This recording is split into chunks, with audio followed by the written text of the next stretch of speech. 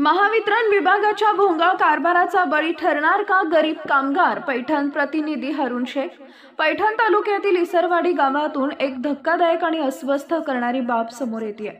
विजेच्या टॉवरवर गरजू कामगार जीवावर उदार होऊन काम करत आहेत आणि तेही कोणत्याही सुरक्षा विना, बिना सेफ्टी बेल्ट। विशेष म्हणजे हे कामगार स्वतःहून नव्हे तर महावितरणच्या कर्मचाऱ्यांच्या सांगण्यावरून धोका पत्करत आहेत। खाली महावितरणचे कर्मचारी उभे असतात आणि वर गरीब मजूर जीव मुठीत धरून टॉवरवर चढतात। स्थानिकांकडून मिळालेल्या माहितीनुसार या मजुरांना केवळ 200 ते 300 रुपये दिले जातात आणि कोणतीही सुरक्षा साधने न देता त्यांच्याकडून उच्चदाब वीज वाहिन्यांवर काम करून घेतलं जातं। वास्तविक पाहता पूर्वी अशाच निष्काळजीपणामुळे अनेक कामगारांचे जीव गेले, तरीही महावितरणचे अधिकारी आणि कर्मचारी याकडे कानाडोळा करत आहेत।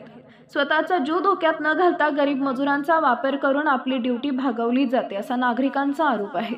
प्रत्येक गावात हीच कहाणी। महावितरण कर्मचारी नावालाचे ड्युटीवर आणि प्रत्यक्ष काम गरिबांवर ढकललं जातं। सुरक्षेच्या सर्व नियमांना तिलांजली देऊन हे धोकादायक काम सुरूच आहे। महावितरणच्या या भोंगळ कारभारावर वरिष्ठ अधिकाऱ्यांचे लक्ष केव्हा जाणार आणि गरीब मजुरांचा जीव कधी सुरक्षित होणार हा प्रश्न आता स्थानिक नागरिक विचारतात आणि त्याचं उत्तर महावितरणनं द्यायलाच हवं।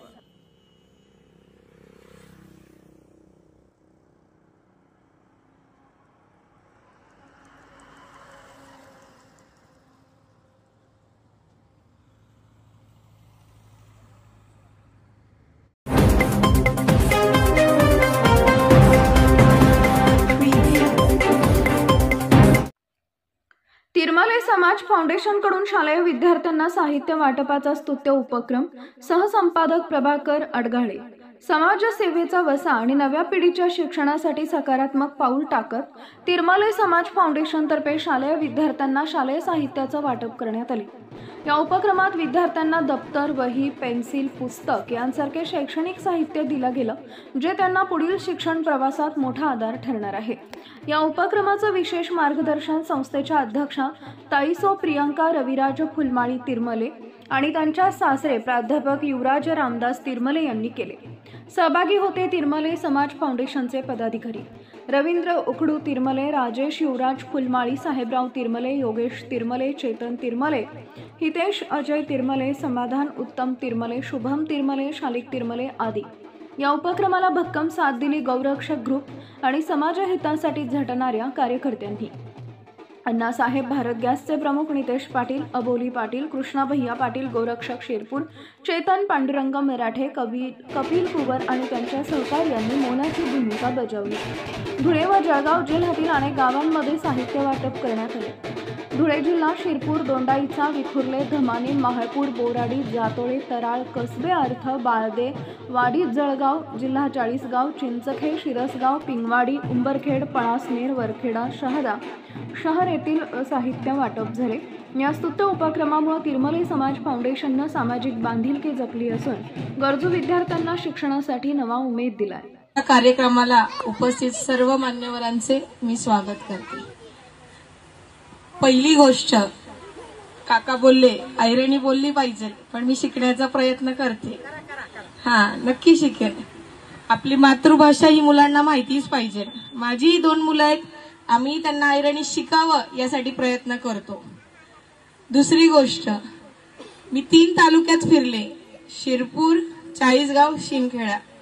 सगळ्यात जास्त बिकट परिस्थिती जिथे शिक्षणाचं महत्व काहीच नाहीये ते चाळीसगाव तालुका। आणि हे शिक्षणाचं महत्व त्यांना मुलांना त्याचं गांभीर्य तेव्हाच कळेल जेव्हा त्यांचे आई वडील पहिले ते शिक्षणाच्या बाबतीत इम्पॉर्टन्स घेतील। खूप अशी वाईट परिस्थिती येते तिथे, त्या मुलांना शिक्षणाची आवड तर भरपूर आहे, पण आई बिचारी शेतात मोलमजुरी करते आणि वडील पत्ते खेळतात। पण ही परिस्थिती सर्वात पहिले आपल्याला बदलली पाहिजे। आपल्या समाजाकडे बघण्याचा दृष्टिकोन हा जगाचा खूप वेगळा आहे। मी स्वतः तो अनुभवला आहे। आपल्या पुढच्या पिढीला असं वाटायला नको का आपला समाज कुठेच काही नाहीये आणि तो आपण सर्व एकत्र येऊनच बदलू शकतो। मी किंवा माझी टीम किंवा आमचे घरचे असं एक कोणी बदलू नाही शकत। आपल्या सर्वांना एकत्र यावं लागेल। आता रवींद्र दादा आहेत, गेल्या 2 महिन्यापासून त्यांचा माझा परिचय झाला। 24 तास कधीही फोन केला तर ते उचलतात, नाही ताई असं करायचंय नाही, कारण का त्यांना अनुभव आहे। आम्ही तर आता सुरुवात केलीये, मार्गदर्शन करणारे ते झाले, कपिल दादा झाले, आमच्या आजी झाल्या. आजींची आणि माझी आता 2 दिवसापूर्वीच ओळख झाली. नाव ऐकून होते माझ्या सासऱ्यांच्या तोंडून का फार मोठी व्यक्ती आहे, पण बघितलं नव्हतं मी त्यांना अजूनपर्यंत. त्यामुळे शिक्षणासाठी मी तर माझ्या परीने खूप प्रयत्न करेल. तिरमले फाउंडेशन सुद्धा प्रयत्न करेल. दुसरी गोष्ट, कोणी असा व्यक्ती आहे किंवा मुलगा आहे त्याला शिकण्याची इच्छा आहे पण घरची परिस्थिती नाजूक आहे,